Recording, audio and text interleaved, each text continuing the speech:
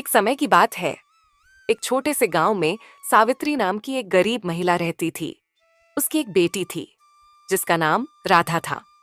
सावित्री गरीब जरूर थी, लेकिन उसका दिल बहुत बड़ा था। उसकी बेटी राधा के बारे में गांव के लोग अजीब अजीब बातें करते थे।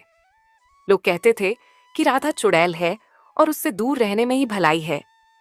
सावित्री घर के अंदर खाना बना रही थी, परंतु उसके चेहरे पर चिंता के भाव साफ नजर आते हैं। राधा भी उदास है। हे भगवान, मेरी राधा के लिए कुछ अच्छा कर दो। लोग उसे चुड़ैल कहते हैं, पर वो मेरी बेटी है, मेरा खून है। माँ, लोग मुझे चुड़ैल क्यों कहते हैं? मैंने तो किसी का कुछ भी नहीं बिगाड़ा। बेटा, लोग अंधविश्वास में डूबे हैं। तुझे डरने की जरूरत नहीं, मैं तेरे साथ हूँ। सावित्री अपनी बेटी की मासूमियत जानती थी, लेकिन गांव के लोग अंधविश्वास और डर से भरे हुए थे। गांव के कुछ लोग आपस में बातें कर रहे हैं। उनके चेहरे पर डर और आशंका के भाव हैं। सुना है सावित्री की बेटी असल में चुड़ैल है। वो रात को जंगल में घूमती है। हाँ, मैंने भी सुना है कि उसके पास जादुई शक्तियां हैं। वो किसी को भी नुकसान पहुंचा सकती है। अफवाहों ने गांव वालों के मन में राधा के प्रति डर भर दिया था। लोग अब उससे और भी ज्यादा डरने लगे थे। तभी गांव में एक स्वामी जी आते हैं। आते ही स्वामी जी सावित्री के घर के बाहर खड़े हो जाते हैं। उनके साथ गांव के लोग भी हैं। सभी के चेहरे पर गंभीरता और चिंता के भाव हैं। सावित्री, तुम्हारी बेटी गांव के लिए खतरा है। उसे इस गांव से बाहर करना पड़ेगा, नहीं तो गांव का सर्वनाश हो जाएगा। स्वामी जी, मेरी बेटी निर्दोष है। वो ऐसा कुछ नहीं कर सकती। इसे आज रात तक गांव से निकालना होगा।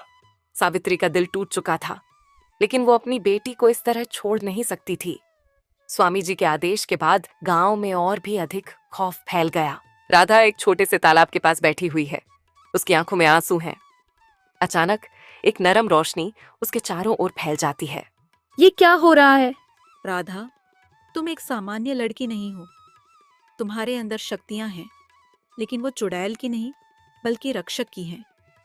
लोग तुम्हें गलत समझते हैं, लेकिन तुम्हें उन्हें बचाने का काम करना है। लेकिन मैं तो खुद नहीं जानती कि ये शक्तियाँ क्या हैं। तुम्हें समय के साथ सब समझ आएगा। बस सच्चाई और प्रेम का मार्ग अपनाओ। राधा को अपनी सच्ची शक्तियों का पता चल गया था।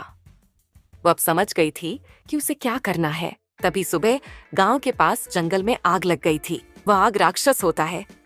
सभी घबराए हुए इधर उधर भाग रहे थे। वह पूरे गांव को नष्ट करने की धमकी दे रहा था। बचाओ बचाओ, ये राक्षस आग तो पूरे गांव को खा जाएगा, कोई तो बचाओ। राधा वहां दौड़ती हुई आती है। उसकी आंखों में दृढ़ निश्चय है। चाचा जी, मुझे प्रयास करने दीजिए, मैं कुछ कर सकती हूँ। राधा अपनी हाथ उठाती है और तालाब की पानी से एक सुरक्षा की दीवार बना देती है, जो आग को बुझा देती है। ये क्या हो रहा है? राधा ने हमें बचा लिया। मुझे माफ करना सावित्री, मैं गलत था। राधा चुड़ैल नहीं बल्कि इस गांव की रक्षक है। राधा ने अपनी सच्चाई बताई और राधा गांव वालों के दिल में जगह बना ली थी। अब लोग उसे समझने लगे थे। गांव के लोग सावित्री और राधा के आसपास इकट्ठे होते हैं, माफी मांगते और आभार व्यक्त करते हैं। हमसे गलती हुई राधा, तुमने हमारी जान बचाई। हम अब तुम्हें चुड़ैल नहीं कहेंगे।